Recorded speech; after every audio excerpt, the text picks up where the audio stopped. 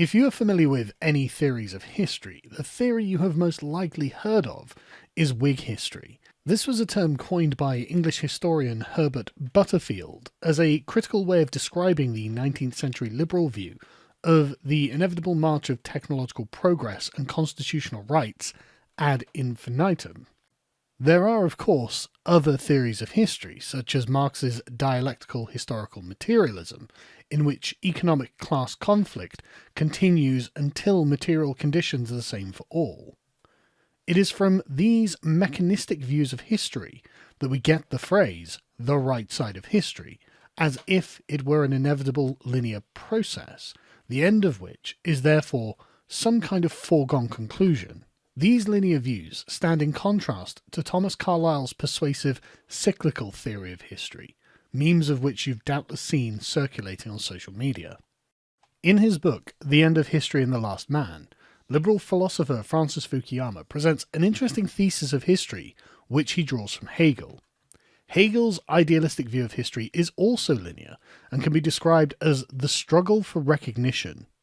In this view, the first men were, similarly to the liberal conception, savages, and human society began when one man engaged with another in a bloody battle for pure prestige.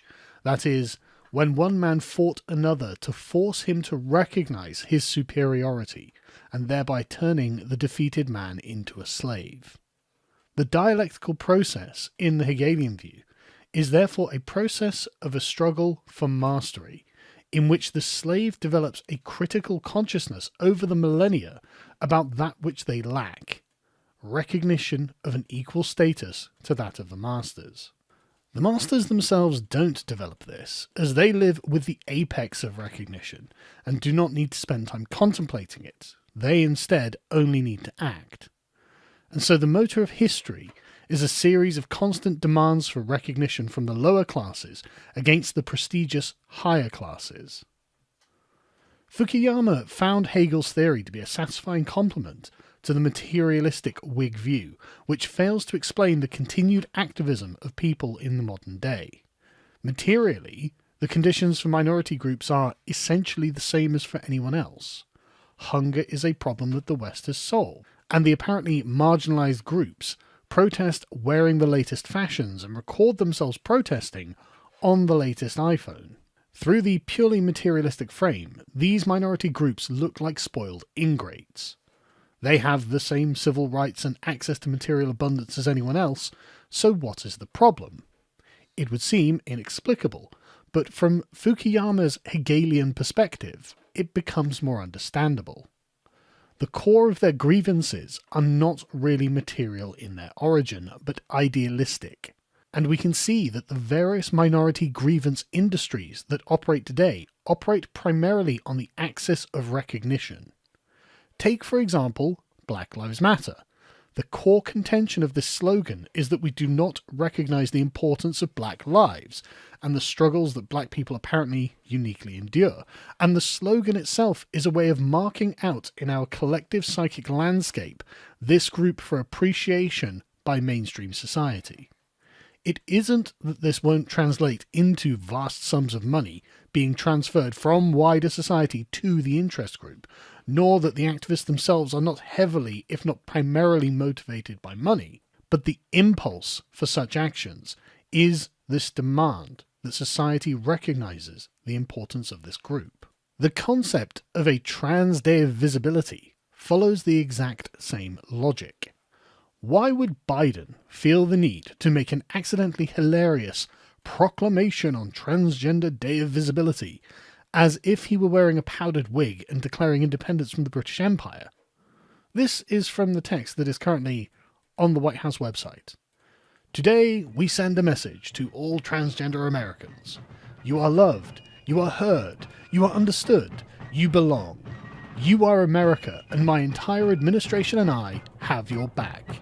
Now, therefore, I, Joseph R. Biden Jr., President of the United States of America, by virtue of the authority vested in me by the Constitution and laws of the United States, do hereby proclaim March 31st, 2024, as Transgender Day of Visibility.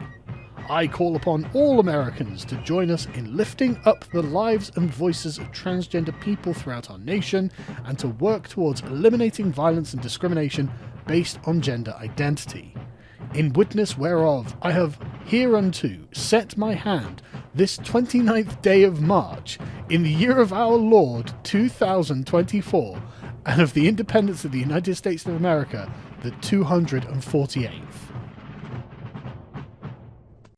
Notice how the values given primacy in this statement were for recognition and love, rather than the latter concerns of harm and differentiation. He first tells the transgender community that they are recognised, and secondarily that they will be made free from violence and discrimination. Harm is important, but recognition is the primary value. I think the reason for this lies in the social nature of the progressive activists, who seem to be the incarnation of Rousseau's social men, as he describes them in his discourse on the origin of inequality. Social man lives constantly outside himself, and only knows how to live in the opinions of others, so that he seems to receive the consciousness of his own existence merely from the judgment of others concerning him. These people don't exist within themselves. They exist in the opinions of others. It is the drive for recognition in the eyes of others which renders them as valid, which is a term you'll hear them use to confirm, even during disagreements, that each party is seen by the others. It is this mutual recognition that is sought after, rather than truth or logical coherence. It is only the savage man who exists in his own opinion relative to the concrete reality of his personal experience. So what are they actively pursuing from you? What do they feel that you are denying them through your lack of assent? Well, it seems to me that progressive activists demand recognition because they wish to feel respect.